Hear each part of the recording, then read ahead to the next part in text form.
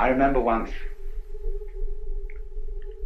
I was looking in the open air, and one of those glorious little thistledown things came, and I picked it up like that and brought it down, and it looked as if it was struggling to get away, just as if you caught an insect by one leg, like a daddy long legs or something of that kind. It seemed to be struggling to get away, and at first I thought, well, it's not doing that, that's just the wind blowing. Then I thought again, really? Only the wind blowing? Surely it is the structure of this thing which, in cooperation with the existence of wind, enables it to move like an animal, but using the wind's effort, not its own. It is more intelligent being than an insect, in a way, because an insect uses effort. Like a person who rows a boat uses effort, but the man who puts up a sail is using magic. He lets nature do it for him with the intelligence to use a sail. See? So in just this way, the meaning of de is that kind of intelligence which, without your using very much effort, gets everything to cooperate with you. You, for example, never force other people to agree with you, but you give them the notion that the idea you wanted them to have was their own. This is a feminine art, preeminently. A woman who really wants a lover does not pursue him, because then most men feel that she's aggressive. And if she's aggressive, she obviously is a woman who has had difficulty in finding lovers. And therefore there must be some undesirably secret thing about her. But if she, as it were, makes a void, then, and is slightly difficult to get, then people get excited. They know she's a highly prized object, and so they pursue. Same way, when you want to teach a baby to swim, the thing you can do is to put the baby in the water and then move backwards in the water and create a vacuum. And this pulls the baby along. It helps it to learn the feel of the water and how to swim. It's the same principle.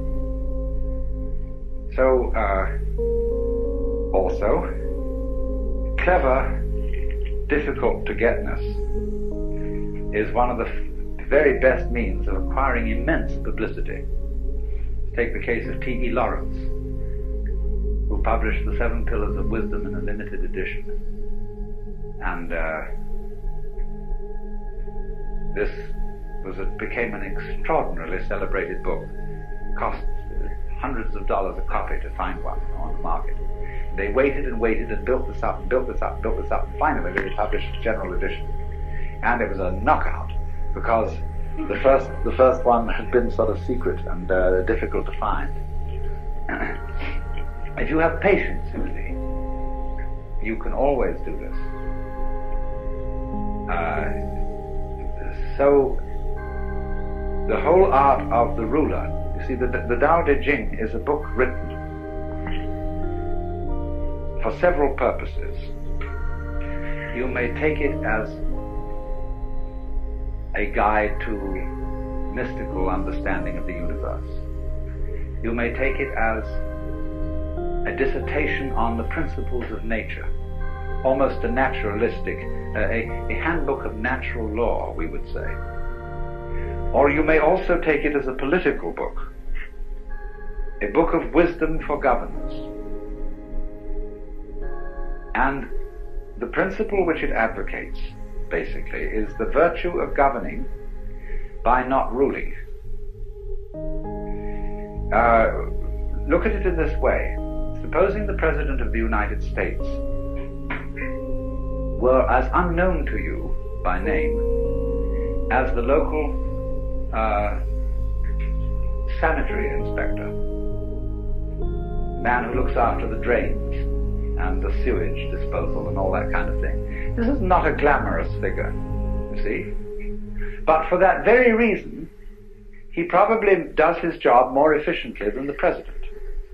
because the president wastes enormous amount of time in interviewing various groups from the Elks and the Girl Scouts and conferring honors and all this kind of thing. The poor man's life must be an utter torment because he's so well known and therefore has absolutely no time to give to the government of the country.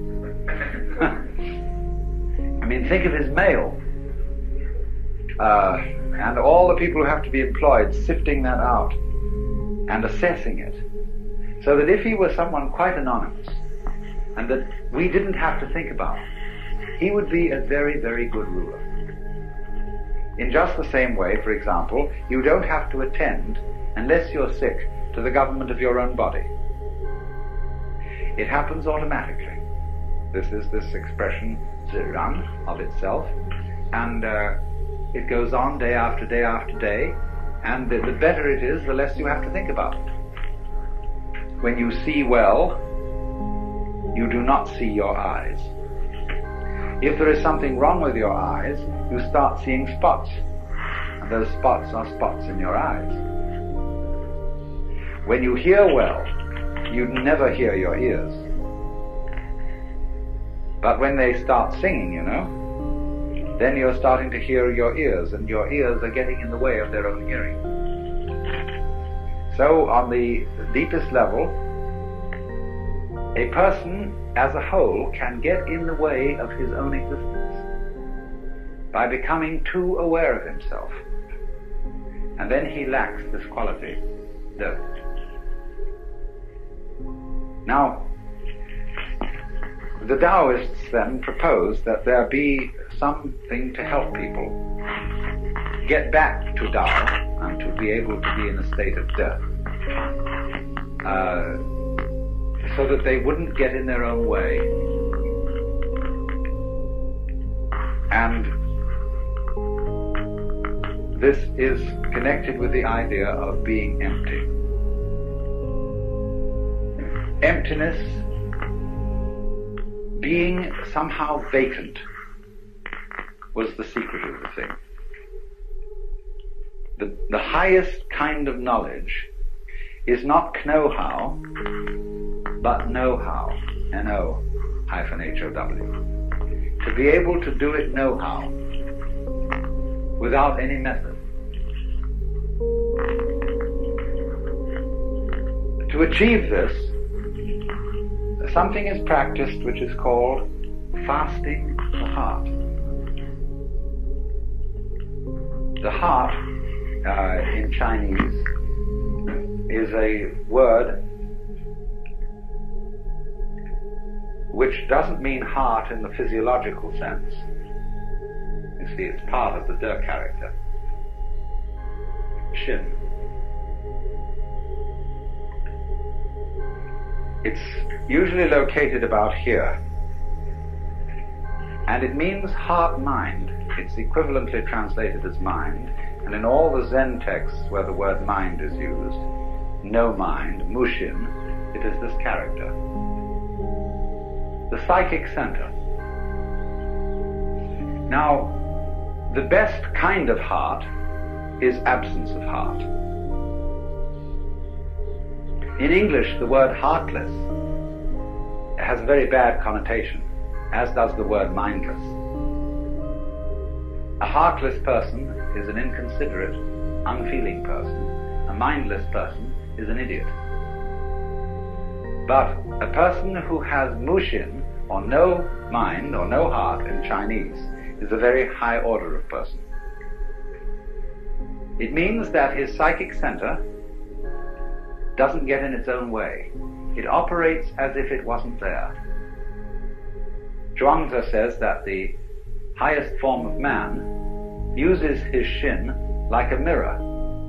It grasps nothing, it refuses nothing, it receives but does not keep. And the poem says, when the geese fly over the water, and they are reflected in the water, that the geese do not intend to cast their reflection, and the water has no mind to retain their image.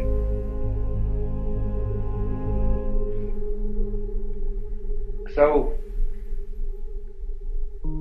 the whole thing is, you see, to operate world as if you were absent. Now, this is built into us physiologically, fundamentally. Let me ask you simply, what is the color of your head from the standpoint of your eyes? Your eyes don't see your head, do they? You look all around, you see everything else, but your head you don't see. Do you feel that your head is black? No. Hasn't any color at all. Outside you see your field of vision is an oval, two eyes, and this creates sort of two centers of an ellipse. So there's this whole field of vision. Now experiment. What is beyond the field of vision? What color is it where you can't see? It isn't black. This is an important point. It's no color at all beyond there.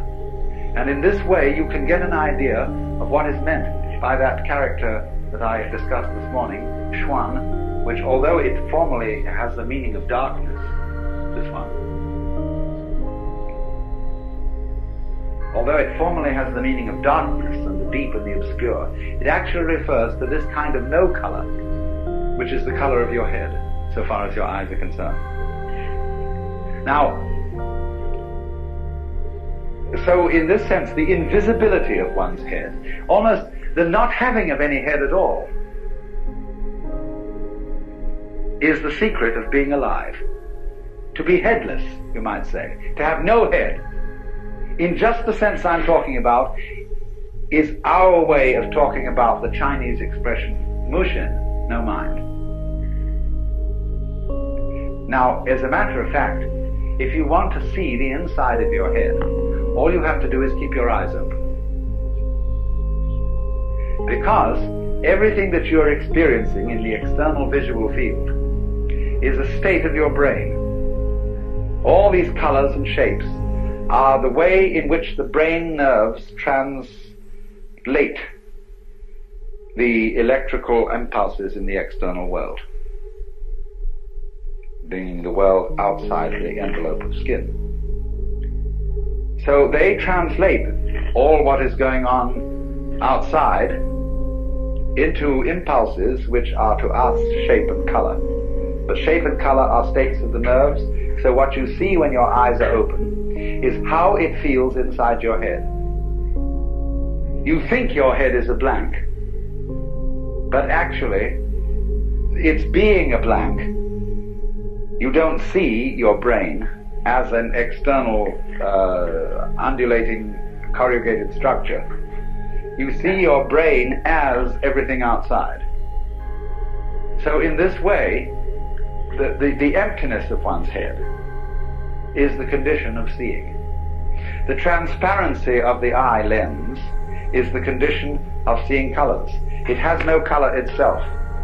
Eckhart said this, because my eye has no color, it is able to discern color. This is in Germany in the 13th century. This is fundamental Taoist idea of being absent as a condition of being present.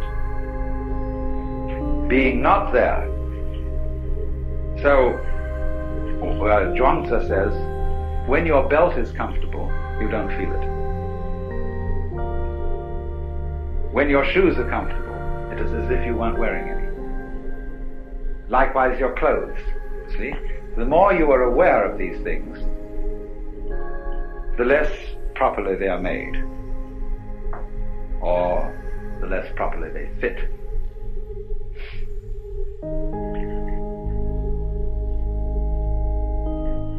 But we raise an objection to this, a very simple objection. If I don't know I'm there, I seem to be missing everything. We want to know that we know. If we're happy and we don't know we're happy, we might just as well not be happy. To be happy and to know that you're happy is really the overflowing of the cup of life. Of course, the penalty for that is to be miserable and to know that you're miserable. Some people are miserable without knowing it. But, you know my limerick, there was a young man who said, though it seems that I know, what I would like to see is the I that knows me when I know that I know that I know.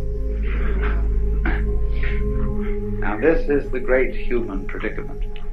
The development of self-consciousness, the development of the possibility of reflecting upon one's own knowledge. And this is simultaneously a blessing and a curse. And Taoism does not escape this problem. I mean, it doesn't avoid this problem, it deals with it. But it doesn't deal with it obviously. So we get back to this fundamental verse about the nature of De. What is highly virtuous is a virtue that is not conscious of itself as virtue. The moment it's conscious of itself as such, you see, it fails. So in this way, we love to see a child dancing all by itself, lost in the dance and not performing for an audience. And we say, oh, if only I could dance like that. If only I could become like a child again, innocent. But then soon we know when parents notice how beautifully a child dances, and they all approve of it and say to this child, dance for us. The child begins to lose this power. And it puts on airs, it knows it's noticed. And we don't like that. We say, that's affectation, that's showing off, that's phony. What we want you to do is to dance as if you had no audience, not even yourself. Which of course puts the child in a double bind. Because it says to the child, we require you to do something that will be acceptable only if you do it as if it wasn't required. We do that all the time to our children and to each other. You must love me. After all, you promised to do so when we got married, didn't you? And so on. So, this is the difficulty. But somehow, the very great artist, in the maturity of his life, somehow is able, at least to give the impression that he does what he does without playing to the gallery. Without self-consciousness, it seems perfectly natural. So how does he get there?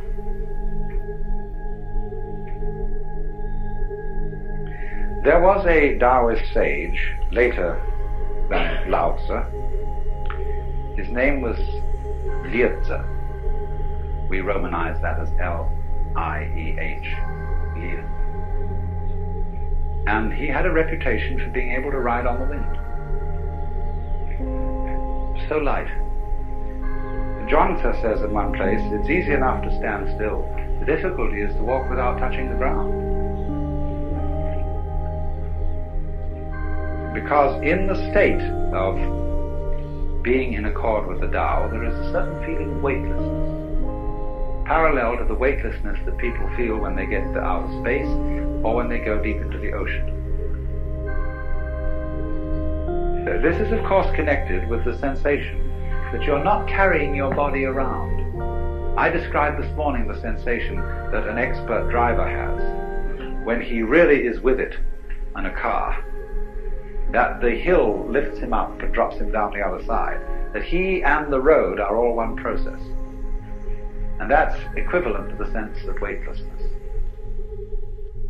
And so this is connected to, this is the inner meaning of Liezi riding on the wind. When Suzuki was asked, what is it like to have Satori? He said, it's just like ordinary everyday experience, except about 2 inches off the ground.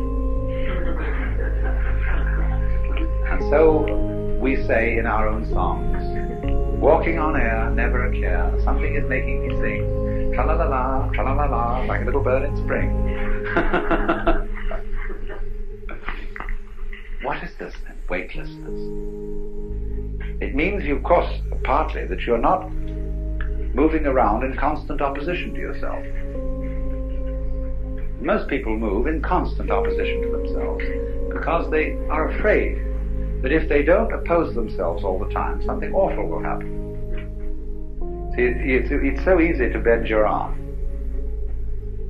No problem at all. But supposing you make a fight about it, and you take these antagonistic muscles, as they're called, and fight them against each other, so that you have to bend your arm like that. See? Well, how ridiculous. But if you somehow felt that in bending your arm you might make a mistake, instead of bending it you might hit yourself, then these two muscles get nervous, and they fight each other to be sure that everything happens all right. That's anxiety, see? So, when the human being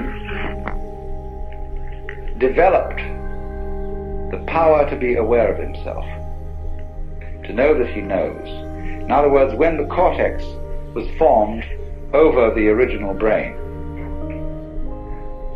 he fell from grace. That was the fall of man. Because when he felt, he had the sensation of being in charge, of being in control of himself, and you can only have that sensation when you are aware of what you're doing, he got anxious. Am I aware enough of myself? Have I taken enough factors into consideration? Have I done all that should be done? And then he started trembling.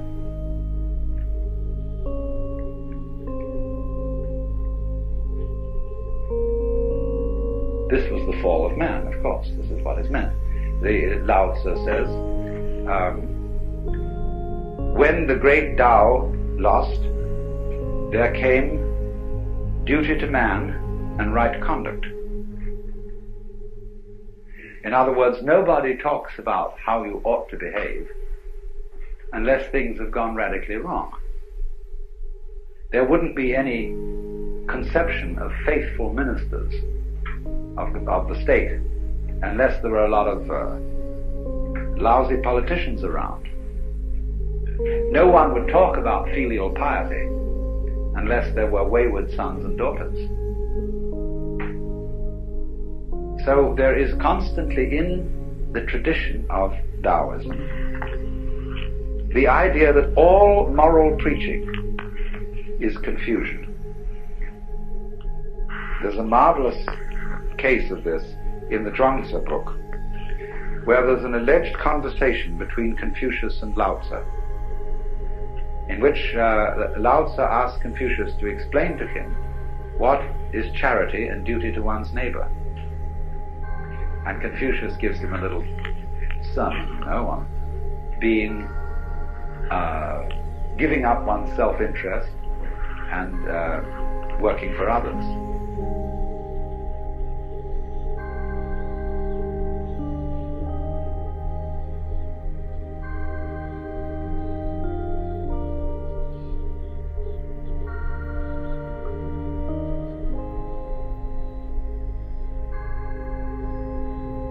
Lao Tzu says, what stuff? Sir, regard the universe. He says, the stars come out invariably every night. The sun rises and sets. The birds flock and migrate without exception. All flowers and trees grow upwards without exception. You, by your talk of charity and duty to one's neighbor, you're just introducing confusion into the empire. Your attempt to eliminate self is a positive manifestation of selfishness. You are like a person beating a drum in search of a fugitive. The modern equivalent of that would be the police car about to raid a bad nightclub and coming with its siren full on. And everybody in the club gets out. So, all talk about selfishness, all talk about success in becoming virtuous, or enlightened, or integrated, or non-neurotic, or self-actualized. Let's use all the terms that are being used. All this talk attests to the fact that it hasn't happened. and will in fact get in the way of its happening. Well, to go back to Lietze, who succeeded in riding the wind, what happened? Lietze found a very great master and went to study with him. And the master lived in a small hut, and Lietze sat outside the hut, and the master paid absolutely no attention to him. This is sort of the way with Taoist masters, because why would they want students? They have nothing to teach. So after a year sitting outside, Lietze went away, and he just fed up with waiting so long. Then he sort of got regretful about this and thought he really should make a try. So he went back to the master, who said, why this ceaseless coming and going?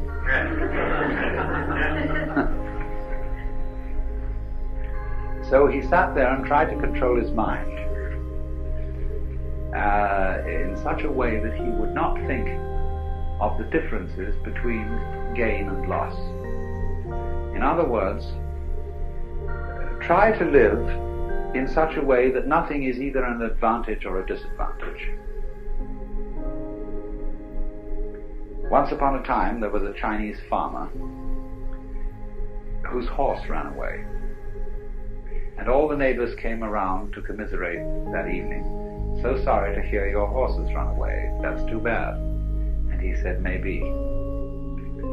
The next day, the horse came back, bringing 7 wild horses with it. And everybody came around in the evening and said, oh, isn't that lucky? What a great turn of events. You've now got 8 horses. And he said, maybe. The next day, his son tried to break one of these horses and ride it, and was thrown and broke his leg. And they all said, oh dear, that's too bad. And he said, maybe. The following day, the conscription officers came around to recruit, to force people into the army, and they rejected his son because he had a broken leg. And all the people came around and said, isn't that great? And he said, maybe. You see, that is the attitude of not thinking of things in terms of gain or loss, advantage or disadvantage, because you don't really know. The fact that you might get a letter from a solicitor, from a law office tomorrow, saying that some distant relative of yours had left you $1 million, it might be something you would feel very, very happy about.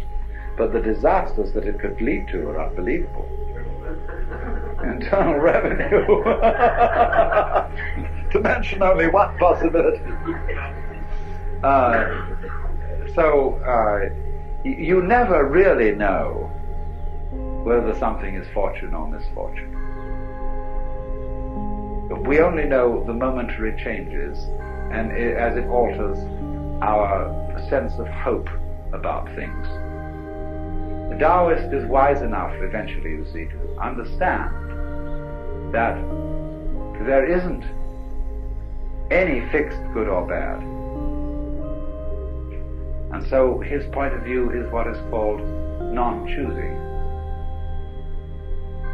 Well, anyway, Lietze attempted to keep his mind in a state of non-choosing. And this was a very difficult thing to do, to overcome one's habits of feeling and thinking in this respect. And after he had practiced this for a year, the master looked at him and, sort of recognized he was there. After another year's practice, he invited him to come and sit inside his hut. And then, however, something changed, and Lietze didn't try anymore to control his mind. What he did was, he put it in this way: I let my ears hear whatever they wanted to hear. I let my eyes see whatever they wanted to see. I let my feet move wherever they wanted to go. And I let my mind think of whatever it wanted to think. And then he said it was a very strange sensation, because all my bodily existence seemed to melt and become transparent and to have no weight. And I didn't know whether I was walking on the wind or the wind was walking on me. Now that's the fasting of the heart.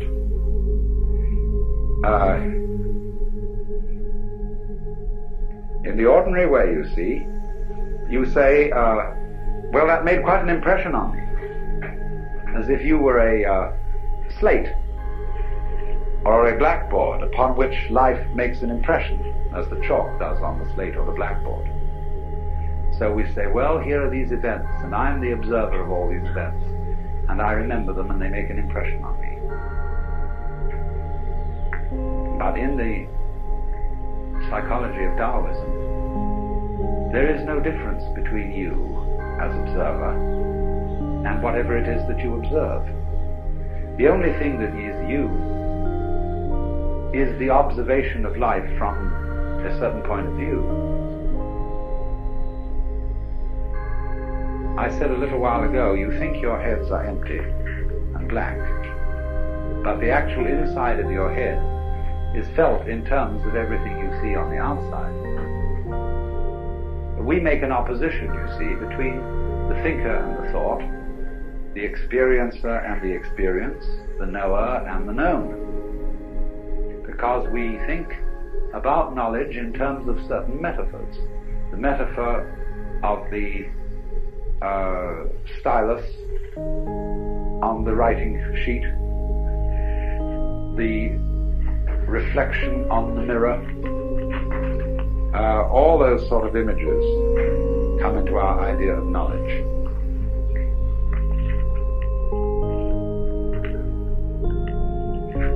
But in the Taoist theory of knowledge, it's quite different. There isn't a knower facing the known. It would be more like saying that if there is any knower at all, it contains the known. Your mind, if you have one, is not in your head. Your head is in your mind. Because your mind, understood from the standpoint of vision, is space.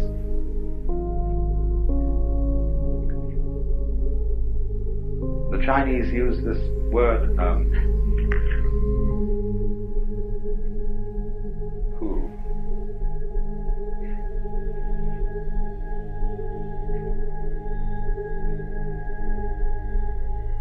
Which means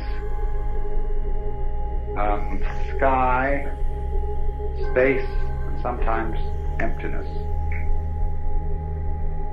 And there is a saying that form, or shape and color. There's one word in Chinese that means really both shape and color.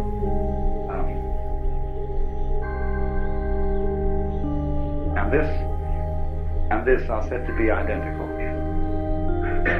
Space or emptiness is precisely shape color, and shape color is precisely emptiness. This is actually a Buddhist saying from the Tridaya Sutra.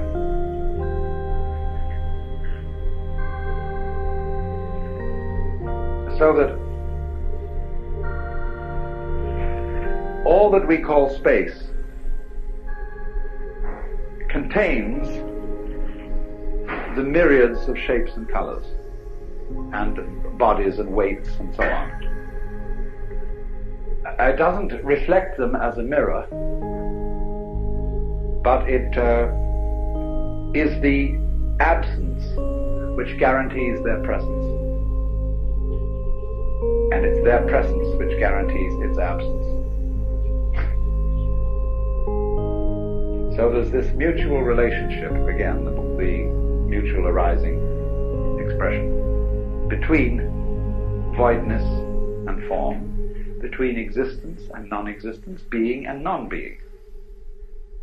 These are never felt as alternatives or things that are in some kind of contest.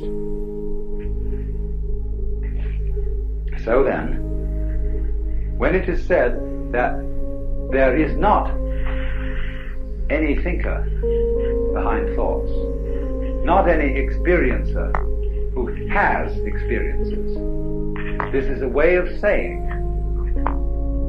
that experiencing, knowing, is not an encounter between strangers. Western thought concentrates very much on knowledge as an encounter, and it is thus that we talk about facing facts, facing reality, as if somehow or other the knower and the known came from two completely different worlds and met each other like that. Whereas actually the phenomenon of knowledge is almost the precise opposite of that. Instead of being a collision between the two wandering bodies in space, knowledge is much more like the expansion of a flower from the stem and the bud, where the opposite points of the flower are the knower and the known. They are the terms of something which, as it were, lies between them. Let me repeat, we tend in all our metaphors and common speech to think of life as an encounter between the knowing human being, the knowing mind, and the world. They think of it not as an encounter, but as an expression, not an impression.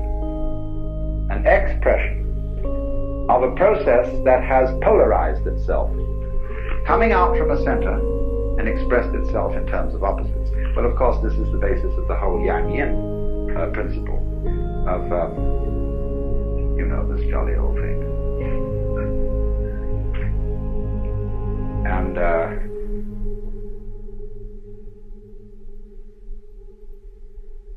where you've got two interlocked, what are they? Fishes? Commas? It's a fascinating emblem. You call it a monad, yes, but there it is.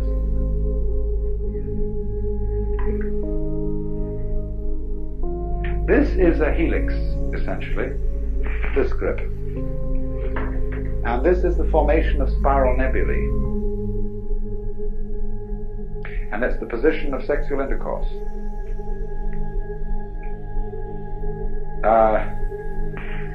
I here, this is my eye, and you here with your eye. I'm trying to get to the middle of you, you're trying to get to the middle of me. And neither one of us exists without the other. This is yang, the white, and yin, the dark. Yang, the word yang originally means, or is associated with, the south side of a mountain, which is sunny.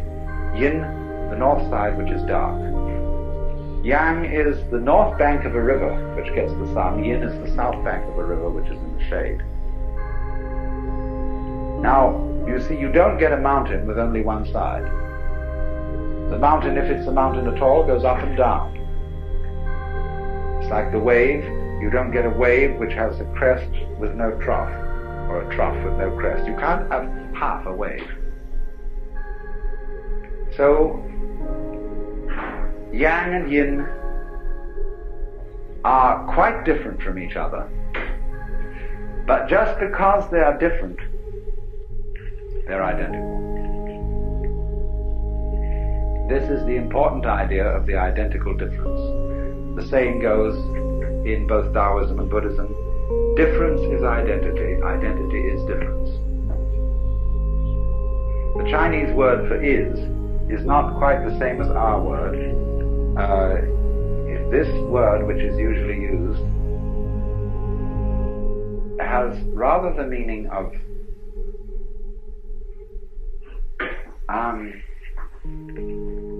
that. So they would say, difference, that identity, identity, that difference.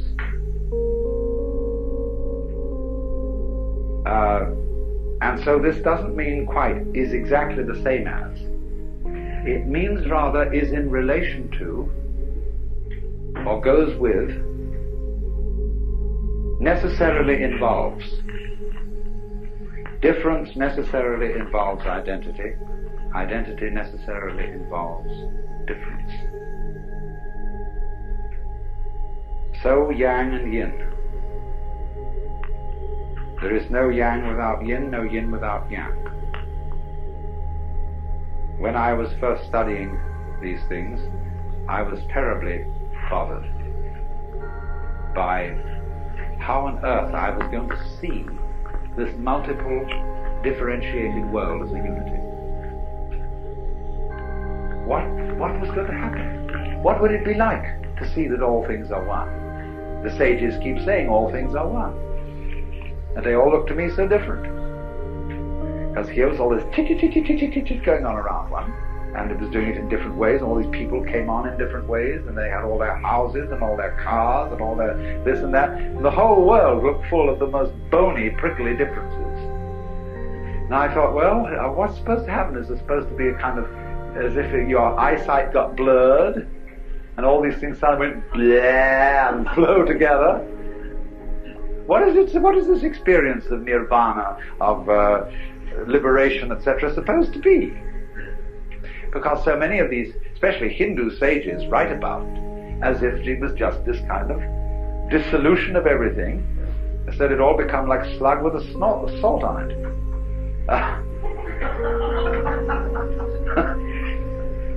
Well, it took me a long time.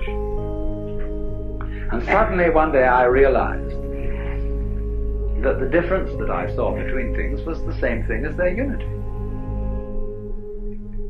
Because differences, borders, lines, surfaces, boundaries, don't really divide things from each other at all. They join them together. Because all boundaries are held in common. Like, let's think of a territory which has all been divided up into property. There's your property, my property, etc., etc. There are the fences.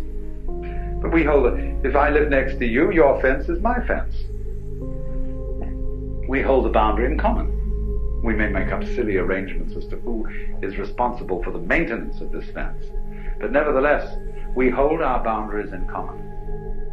And we wouldn't know what my plot of land was or where it was unless we knew the definition of your plot of land and your plot of land that is adjoining. So boundaries are held in common. And I could see then that my sense of being me was exactly the same thing as my sensation of being one with the whole cosmos. I didn't need to get some other weird, sort of different, odd kind of experience to feel in total connection with everything. Once you get the clue, you see that the sense of unity is inseparable from the sense of difference. You wouldn't know yourself, or what you meant by self, unless at the same time you have the feeling of something other. Now, it's the secret is that other eventually turns out to be you. I mean, that's the element of surprise in life. When suddenly you find the thing most alien, we say, now what is most alien to us? Go out at night and look at the stars and realize that they are millions and millions and billions of miles away. Vast conflagrations out in space. And you can lie back and look at that, say, well, surely I hardly matter. I'm just a tiny, tiny little peekaboo on this weird spot of dust called Earth. And all that going on out there. Billions of years before I was born, billions of years after I will die, nothing seems stranger to you than that. More different from you. But there comes a point, if you watch long enough, when you'll say, why, that's me. It's the other. That is the condition of your being yourself. as the back is the condition of being the front. And when you know that, you know you never die.